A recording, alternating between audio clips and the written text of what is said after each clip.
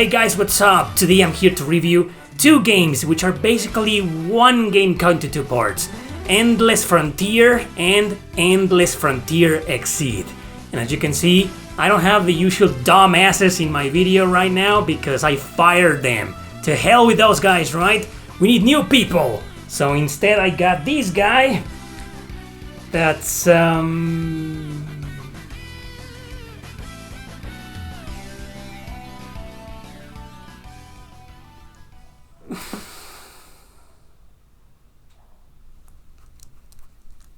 Let's begin. Please. Developed by Monolith Soft, this is a duology that came out separately, but the setting, characters, gameplay, graphics, music, and even battle system are exactly the same. Similar to the Trails in the Sky games, these two were basically released as one game cut into two parts. The difference is that the sequel did come out thanks to the success of the first one. They're both part of the Super Robot Wars series, most specifically the original Generation saga. However, this duology is a crossover that features characters from previous Monolith Soft games, Namco Cross Capcom, which has a similar battle system as this, and the Xenosaga trilogy, most specifically Xenosaga Episode 3 with Cosmos and Telos, the bad girl from that game. So the question that's popping in your head right now is if you need to play those games before this one. Well, it does help you get better acquainted with the characters, their animosity with some of the crossover antagonists, and their background. I wouldn't say it's indispensable though, but since those games are awesome, I see no reason why you should skip them. The first game was published by Atlus in North America in 2009, even though Bandai Namco owns the IP in Japan. Strange, why didn't they publish this themselves? It was never released in Europe. The American version has been rare and expensive for quite some time. The second game never left Japan, but a fan translation has been available for many years, and a really good one at that. So, it's called Endless Frontier because that's the name of the world where different crossgates have appeared. These are causing monsters and characters from other dimensions to appear here for no explainable reason. The protagonists, Haken Browning and his android companion Ashen, are bounty hunters that travel around the continent of Lost Herencia.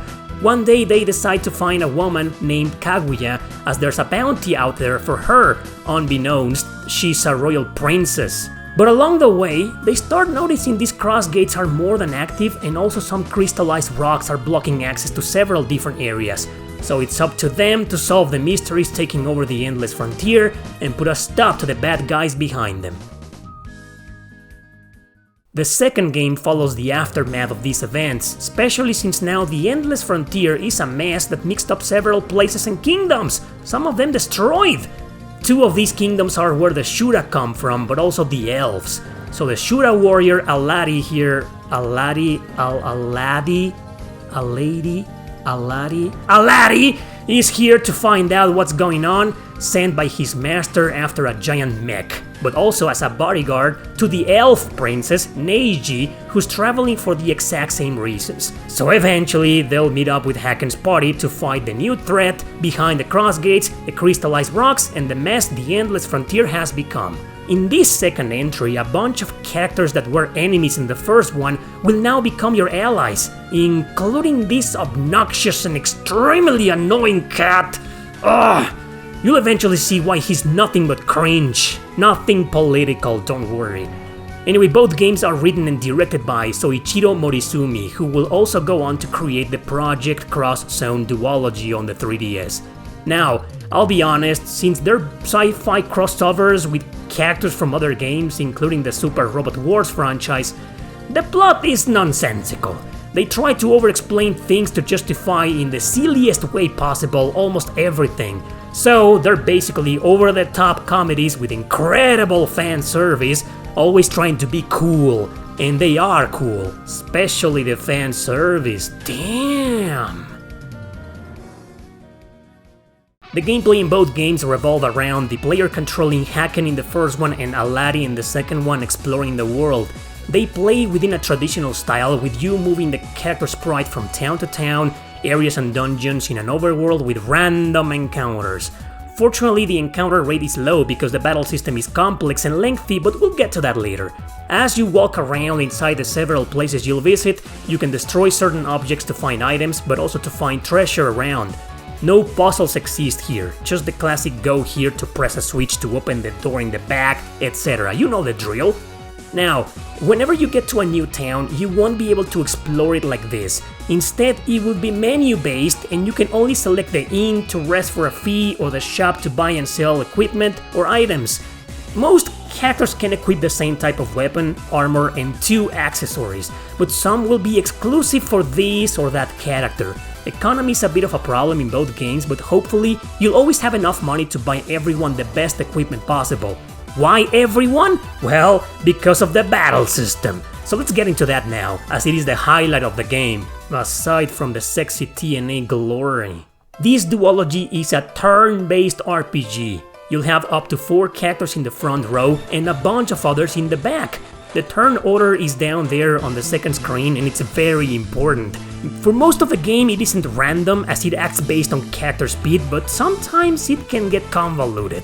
So during a character's turn, you'll have to press the A button to create one short combo called a skill here.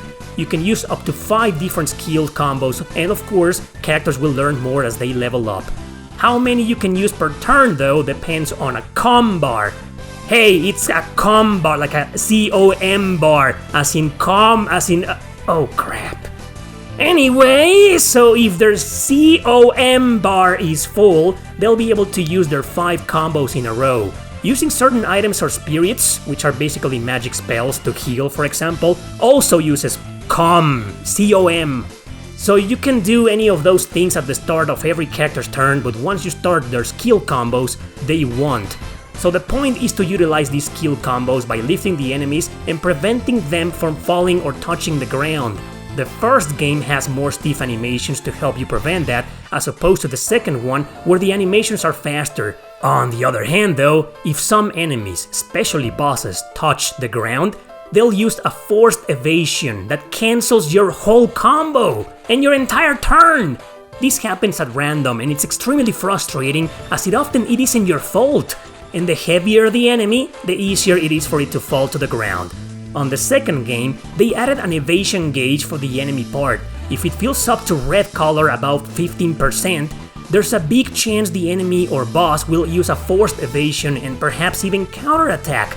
So it's your job to arrange the order of skills in the menu in which the characters will execute them. Try to have the skills and the order most convenient to your fighting styles, as every attack needs to be timed almost perfectly to avoid the forced evasion. Still though, this feature is a huge pain in the ass and I honestly hated it in both games. As you've been seeing, there are character assists called support here. In both games you'll get a bunch of party members that aren't playable but only summonable. By using the down button on the D-pad, you'll be able to summon them once to execute an attack, only one. The large majority of the enemies have shields you need to break, so I often use them for that. Try not to use them while you're doing your skill combos with your characters, or it'll be confusing enough so you could end up with a forced evasion by accident. This isn't like the Project Cross Zone games where doing that was a good idea. In this duology, it's definitely a bad idea. Anyway, you can also use the left button on your D-pad to use a few skill points to summon a playable party member, but also to do only one skill combo, acting pretty much identical to an assist character.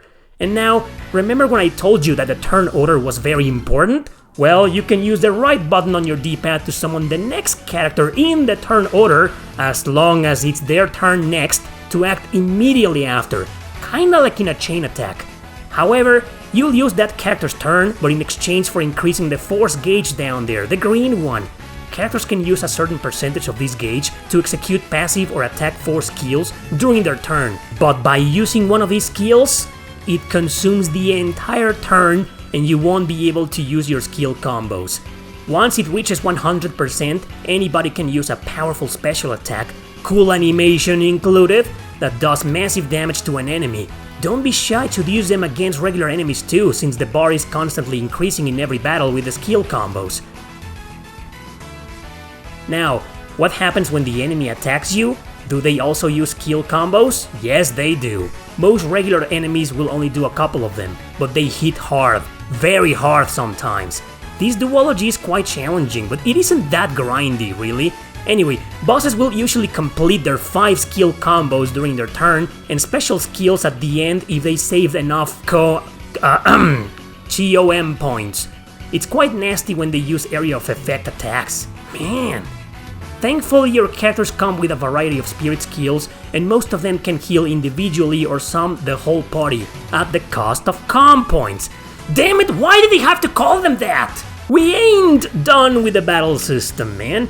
The last thing I want to explain is how in both games you can switch to a character in the back row at any given time with no penalties. Hell, you can use items and spirit skills with one character and then change to another one without losing a turn. Often, when an enemy targets one character though, you'll be able to switch to another one in the back row to take the beating for them. If you do that, there's an up and down. The up is that the character you switch to will always have his or her guard up for that specific turn, reducing the damage. The down is that if you do that, you literally spend that character's turn for the remaining of the phase. So they won't be able to attack at all until the next phase and instead just take a beating for you. So my conclusion for this combat is that yes, it's complex, deep, and a bit difficult to get used to it, especially with the enemy barriers and their forced evasions, but on the other hand, it's extremely unique, original, addicting, and satisfying. Despite its annoying penalties, know that this is one of my favorite JRPG battle systems out there. I just love the skill combo system and the animations. The sprites are beyond beautiful and detailed. This is where the game's graphics shine the most, not just with the gorgeous 2D art style when characters talk, their different poses and expressions, but also doing their force gauge animations. You can't skip them, but they're a treat to watch every single time. I never got tired of them.